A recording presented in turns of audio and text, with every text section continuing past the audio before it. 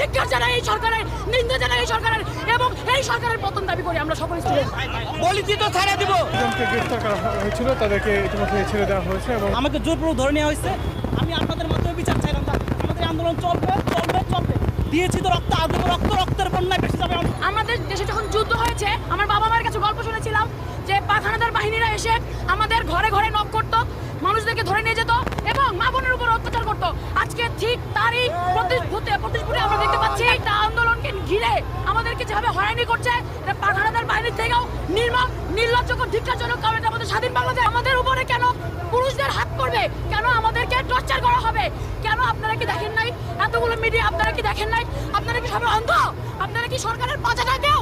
যদি পাচাটা হয়ে থাকে তাহলে কি আরো দরকার নেই? আমি সরি টু সে, কারণ বাংলাদেশের সবাই এখন পাচাটা কুকুর হয়েছে এই সরকারের। ধিক্কার জানাই এই সরকারের, নিন্দা জানাই এই সরকারের এবং এই সরকারের পতন দাবি করি আমরা সকল স্টুডেন্ট।